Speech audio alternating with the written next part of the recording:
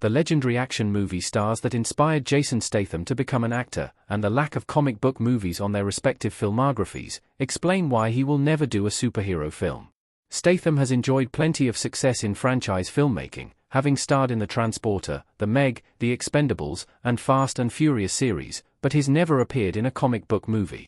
In an age when revered thespians like Anthony Hopkins, Helen Mirren, and Angela Bassett have all been snatched up by the superhero genre, Statham has managed to avoid it altogether.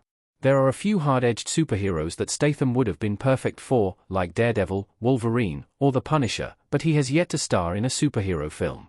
Some of his more absurd action sequences, like his hand-to-hand fight with a megalodon in The Meg or his battle on the outside wall of a skyscraper in Hobbs and Shaw, wouldn't be out of place in a superhero comic, but he's never donned a cape. While Leonardo DiCaprio and Timothée Chalamet avoid comic book films to maintain their prestigious arthouse edge, Statham has a very different reason for avoiding the genre. Jason Statham is a fan of more grounded action movies. He prefers movies like The Beekeeper over movies like The Batman. In an interview with Variety to promote The Beekeeper, Statham was asked why he's never done a superhero film. With a chuckle, the actor said, "I don't have a big appetite for a costume, with cape and tights." Statham said that his taste lies more with old-school 80s movies, and that he was inspired by the films of Sylvester Stallone and Arnold Schwarzenegger. From John Rambo to John Matrix, Stallone and Schwarzenegger's characters often bordered on invincibility. Schwarzenegger's Terminator is literally indestructible, unless he's lowered into molten steel, but they never played a bona fide superhero. Going back further than that, Statham named Steve McQueen, Paul Newman, and Clint Eastwood as even earlier influences. He said, "I just couldn't see any of those guys putting on a cape and a mask and going around on wires." McQueen, Newman, and Eastwood all played renegade action heroes with witty one-liners and magnetic charisma, but they never put on a pair of tights.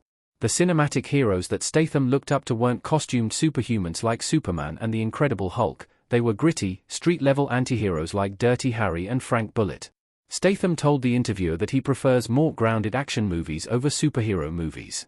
Instead of telling a story about a billionaire in a robotic suit fighting an alien with a gauntlet full of magical stones, he'd rather tell a story about a mortal human like a cop or a mob enforcer being pushed to the edge and seeking revenge for his murdered loved ones.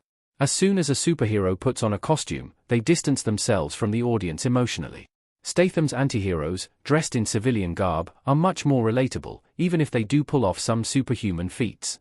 Jason Statham is aware that his movies aren't exactly grounded. Statham knows his movies are unrealistic, but they're not Avengers-level unrealistic. Statham is well aware that his movies aren't exactly grounded. The interviewer notes that as soon as he used the word grounded, Statham laughed as he remembered some of the wilder action scenes he's been involved in. In Safe, he single-handedly takes on the Russian mob, the corrupt police force, and the Chinese triads, and manages to emerge without a scratch. In Crank, High Voltage, the final fight is reimagined as a dreamlike hallucination of a Kaiju showdown. In Meg 2, The Trench, he impales a megalodon on a broken rotor from a crashed helicopter. After recalling some of these ridiculous action scenes, Statham clarified what he meant by grounded action. He added that his definition of grounded is an element we inject into the crazy world that we're in. His films might take place in a heightened reality where megalodons fight krakens. He drives a car off a freeway on top of a train while he's on fire, and he can come out of an intentional head-on collision with Vin Diesel unscathed. But there's always some human grounding, like his love for his landlady in The Beekeeper or the surrogate father-daughter relationship in Safe. Jason Statham doesn't have anything against superhero movies. Superhero movies just aren't what he wants to do. Jason Statham as Adam Clay at the President's Mansion in The Beekeeper, 2024. Plenty of Hollywood stars like Jodie Foster, James Cameron, Francis Ford Coppola, and, most notoriously, Martin Scorsese have openly lambasted superhero movies. But despite avoiding them in his own career, Statham has no ill will towards the superhero genre. He said, "Cinema is like music. Some people like country and western, others like heavy metal. Just because superhero movies aren't up Statham's alley, he doesn't think they're the death of cinema or they should stop making them.